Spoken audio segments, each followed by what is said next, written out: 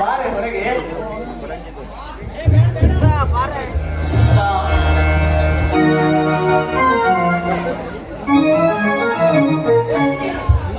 ಯಾವಾಗ ಬಂದ್ರಿ ತೋಟದಿಂದ?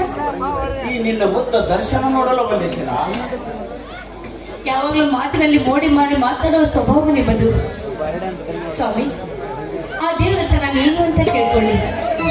ದೇವ ಮಂದಿರದಂತಿರುವ ಈ ಮನೆ, ತಂದೆ ತಾಯಿಯರ ಸ್ವರೂಪದಂತಿರುವಂತಹ ಅತ್ತೆ ಮಾವಂದ್ರ ಮಮತೆ ಎಲ್ಲ ಇರಬೇಕಾದ್ರೆ ನನಗೆ ಬೇರೆ ಯಾವ ಆಸೆ ಇದೆ ಹೇಳಿ?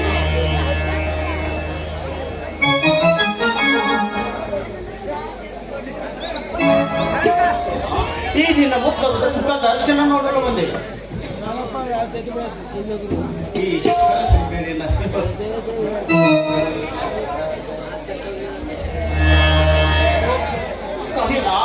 ಈ ಶಾಂತಂಬ ಪೂಜಾ ಬಹಳ ಭದ್ರವಾಗಿ ನಡೆದಿದೆಯಲ್ಲ. ಆ ದೇವಿಯಲ್ಲಿ ಏನು ವರ ಬೇಡಿಕೊಂಡಂತ ಈ ನಿನ್ನ ಪತಿ ದೇವರಿಗೆ ಹೇಳಿದ್ನಲ್ಲ, ತಂದೆ ತಾಯಿ ಅಂತ ಅತ್ತೆ ಮಾವ, ಚಿನ್ನದಂತ ಈ ನನ್ನ ಪತಿ ದೇವರು ಇರ್ಬೇಕಾದ್ರೆ ಬೇರೆ ಯಾವ ಆಸೆ ಇದೆ ನನಗೆ? ಆಶಾ ಅಲೆಗಳು ಮಾನವನಿಗೆ ಸಾಕಷ್ಟು ಇರ್ತವೆ. ಆದರೆ ನೀನು ಈ ಮನೆಗೆ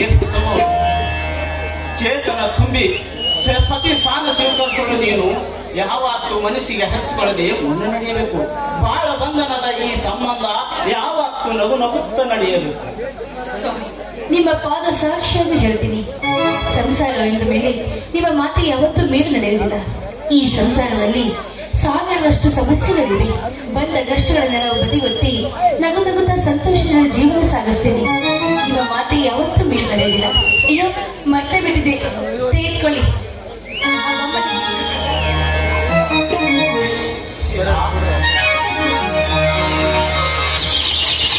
ಶೀಲಾ, ಈ ಶಾರದಾಂಬ ಹೆಣ್ಣಿನ ಪ್ರಸಾದಕ್ಕಿಂತಲೂ ಈ ನಿನ್ನ ಮುತ್ತಿನ ಪ್ರಸಾದ ಸಿಕ್ಕರೆ ಆ ನನಗೆ ಸ್ವರ್ಗವನ್ನೇ ಸಿಕ್ಕಂಗಾಗ್ತದೆ. ಒಂದೇ ನನ್ನ ಮುತ್ತಿನ ಹೋಗಿಪ್ಪ, ನಿಮ್ಮ ಜೊತೆ ಅತಿ ಸಲಿಗೆಯಿಂದ ಮಾತಾಡೋದಕ್ಕೆ ನನಗೆ ಯಾಕೋ ನಾಚಿಕೆ ಆಗುತ್ತೆ. ಈ ನಿಮ್ಮ ಮುದ್ದಾದ ಮುಖದಲ್ಲಿ ಅದೇನಿದೆಯೋ ನಾಕಾಡಿ ಮನ್ಮಥರಂತ ರೂಪವಿರೋ ನೀವು ನನಗೆ ಪತಿಯಾಗಿ ದೊಡ್ಡಿದೆಯಲ್ಲ, ಅದೇ ನನ್ನ ಪುಣ್ಯ ಅಂತ ಬಯಸ್ಕೋಬೇಕು. ಪೂರ್ವ ಜನ್ಮದ ಪುಣ್ಯ ಅಷ್ಟೇ ಅಲ್ಲ ಶೀಲಾ, ಜನ್ಮಾಂತರವನ್ನು ನಡೆದುಕೊಂಡು ಹೋಗೋದು ಇದು ಒಂದು ಪ್ರೇಮ ಬಂಧನ. ಇಲ್ಲಿ ತೋಟದಿಂದ ಆಯಾಸಾಗಿ ಬಂದ ಬೇಸರದ ಈ ದೇಹಕ್ಕೆ ನೇಸರದ ಬಿಸಿ ನೀರು ನೀನು ಎರೆಯಲಾರಿಸಿಲ್ಲ. ನಿನ್ನನ್ನೇ ನೆನೆಸಿಕೊಂಡು ಆತುರ ಪಟ್ಟ ಬಂದ ಈ ನಿನ್ನ ಪತಿ ದೇವರಿಗೆ ಮುತ್ತಿನ ಮಳೆ ಸುರಿಸುವಾಸಿಲ್ಲ. ಹೋಗಿಯಪ್ಪ, ಸತಿಪತಿಗಳ ಸಮ್ಮಿಲನಕ್ಕೆ ಸಮಯವಿದಲ್ಲ. ನಿಮ್ ತಮ್ಮಯ್ಯ ಅಂತೀನಿ, ಬಿಡಿ ನನ್ನ ಕೈನ. ಓಹೋ, ಬಿಡದ ಕೈಯನ್ನು ನಾನು ಎಂದಿಗೆ ಬಿಡಲಾರೆ. ನನಗೆ ಬರಬೇಕಾದ ಒಂದೇ ನನಗೆ ಒಂದೇ ಒಂದು ಮುತ್ತು. ಈ ಸಮಯದಲ್ಲಿ ಅತ್ತೆ ಮಾವ ಬಂದ್ರೆ ಏನ್ ಮಾಡ್ತಾರೆ? ಬರಲೇ ಬೇಡ. ಹೊತ್ತಾಗಿ ಮದುವೆ ಆಗಿದ್ದಾರೆ, ಪ್ರೇಮಿಗಳು ಮುದ್ದಾಡ್ತಾರಂತ ತಿಳ್ಕೊಂಡು ಸುಮ್ಮನೆ ಇರ್ತಾರೆ.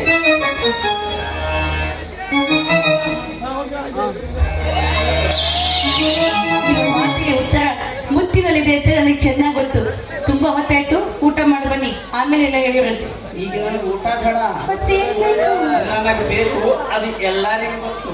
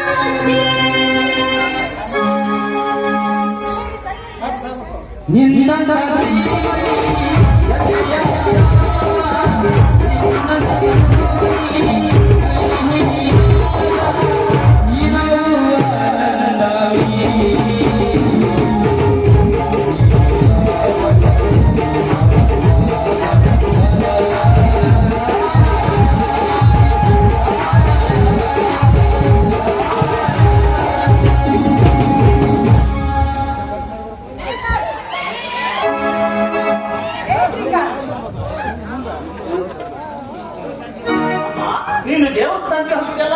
ಹೌದು, ದೇವಸ್ಥಾನಕ್ಕೆ ಹೋಗಿದ್ದೆ. ಮನೆಗೆ ಬಂದ ಮೇಲೆ ನೋಡಿದ್ನಲ್ಲ, ಪ್ರೇಮದ ಆಟ, ಪ್ರೇಮದ ಚೆಲ್ಲಾಟ. ಹೌದು ಸೀತಾ? ಏನಿಲ್ಲಮ್ಮ, ಪಾಪ ಶೀಲನ ಕಣ್ಣಿನಲ್ಲಿ ಏನೋ ಬಿತ್ತಂತ ಹೇಳಿದ್ರು. ಅದಕ್ಕೆ ಸ್ವಲ್ಪ ಕಣ್ಣು ಉಗುನಂತ ಹತ್ತಿರ ನಿಂತಿದ್ದಾವೆ ಅಲ್ಲವೇ ಸೀತಾ? ಹಾ ಹಾ ಹಾ, ಹೌದು ಹೌದು. ಮದುವೆಯಾದ ಒಂದು ಎಲ್ಲರೂ ಹೇಳುದು ಸುಳ್ಳು. ನನಗೆಲ್ಲ ಗೊತ್ತಾಗುತ್ತೆ ನಿಮ್ಮ ನಾಟಕ ಹೇಗೆ ಅಂತ. ಏನು ಶ್ರೀಕಾಂತ್, ಮನೆಯಲ್ಲಿ ಈ ರೀತಿ ಮುದ್ದಾಗಿ ಅವರ ಮುಖ ನೋಡಿದ್ರೆ ಹೊಟ್ಟೆ ತುಂಬುತ್ತೇನೋ? ತೋಟದಲ್ಲಿ ಅದೆಷ್ಟು ಕೆಲಸ ಇದೆ, ಮಾರು ಬಿಟ್ಟು ಮನೆಯಲ್ಲಿ ಕೂತ್ಕೊಂಡಿದೆಯಲ್ಲ. ಹೋಗೋ, ನಾನು ತೋಟದಲ್ಲಿ ಕೆಲಸ ಇದೆ, ಆದ್ರೆ ಮಾಡು. ಹಾಗೇಮ್ಮ, ನಾನು ಹೋಗಿ ಪೋಸ್ಟ್ ಆಫೀಸ್ ಹೋಗಿ ನನ್ನ ಮಿತ್ರನಿಗೆ ಪತ್ರ ಬರೆದು ಹಾಕಿ ಬರ್ತೀನಿ. ಹೋಗ್ತೀನಮ್ಮ.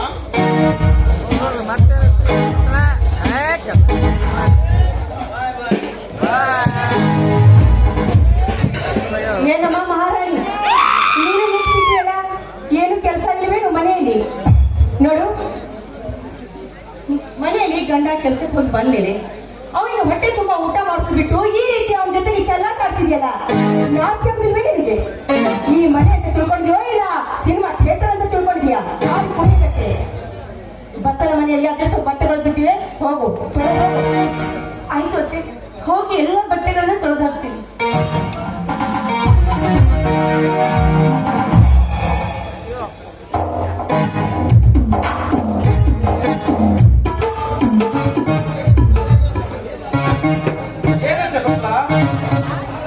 ಆಗಲೇ ಏನು ವಾದಿಸ್ಕೋ ಶುರು ಮಾಡಿಬಿಟ್ಟಿರಲ್ಲ, ಮತ್ತೇನು ಸಮಾಚಾರ? ನಾನೇ ಹೇಳ್ಬೇಕು ನಿಮ್ಗೆ ಹೊಸ ವಿಚಾರ. ಬಂದಿದ್ದಾರಲ್ಲ ನಿಮ್ಮ ಸೊಸೆ, ಅವ್ರು ಹೇಳ್ತಾರೆ ಚೆನ್ನಾಗಿ ನಿಮ್ಗೆ ತಿಳಿಸಿ. ಏನ್ ಮಾಡಿದ್ರೆ ಗೊತ್ತಾ, ಊರಲ್ಲಿ ಹಿರಿಯಾಗ ಆಗಿದ ಮೇಲೆ ಎಲ್ಲರ ಬಗ್ಗೆ ವಿಚಾರ ಮಾಡ್ಬೇಕಾದ್ರೆ ಅದರಲ್ಲಿ ಮುದ್ದು ಸೊಸಿ ಶೀಲಾ ಎಲ್ಲಿಗೆ ಹೋಗಿದ್ದಾರೆ? ಪಾಪ, ಅವಳು ತುಂಬಾ ಒಳ್ಳೆಯವಳು ರೀ. ನಾನು ಬೇಡ ಬೇಡ ಅಂತ ಹೇಳಿದೆ. ಇಲ್ಲ ಅತ್ತೆ, ನಾನು ಎಲ್ಲ ಕೆಲಸ ಮಾಡ್ತೀನಿ ಮಾಡ್ತೀನಿ ಅಂತ ಭತ್ತನ ಮನೆಯಲ್ಲಿ ಬಟ್ಟೆ ಇಟ್ಟಿದ್ನಲ್ಲ, ಅದು ತೊಳಿತಾ ಇದ್ದಾಳೆ. ಪಾಪ, ತುಂಬಾ ಒಳ್ಳೆಯವಳು. ಹೌದು ಶೀಲಾ, ಹೌದು ಶಕುಂತಲ, ಶೀಲಾ ಬಹಳ ಒಳ್ಳೆಯ ಹುಡುಗಿ. ನಮ್ಮ ಮನೆ ತಕ್ಕ ಹೇಳು, ನಮಗೆ ಹಣ ರೊಕ್ಕ ಬಂಗಾರ ಸಿಗುದು ಚಿಂತೆ ಇಲ್ಲ. ಬಂಗಾರಂತ ಸಸಿ ಸಿಕ್ಕಲ್ಲ, ಸಾಕು ಅಷ್ಟೇ. ಸಾಕು ಸಾಕು ಅಂತ ನನ್ನ ಮುಖ ನೋಡ್ತಾ ಇದ್ದೀರಲ್ಲ, ಊಟ ಮಾಡಿ ಬೇಡಬೇಕು, ನಡೆಯಿರಿ. ನೀನು ಅವಳಿಗೆ ಯಾವುದು ತಂದಿರ್ತಲ್ಲ ಅದೇ ಸರಿಯಾಗಿ ನೋಡ್ಕೊಂಡು ಹೋಗುವಷ್ಟೇ. ಆಯ್ತು, ನೋಡ್ತೀನಿ. ನೀವೇಕೆ ನನ್ನ ಮುಖ ನೋಡ್ತಾ ಇದ್ದೀರಾ? ನಡೆಯಿರಿ, ಊಟ ಮಾಡಿಬಿಡಂತೆ. ಮುಗಿದ ಚೇತನ ತುಂಬುವಾಗ ಈರಿನ ರೂಪ ರಾಶಿ ನೋಡಿ ಸದಾ ಹುಚ್ಚದಾಗ್ತದೆ. ಏನ್ರಿ ತಲೆಯಲ್ಲಿ ಬಿಳಿ ನಿಮ್ಗೆ ಹಾಕಿ ಹೇಳ್ಬೇಕಂತ ಗೊತ್ತಾಯ್ತು?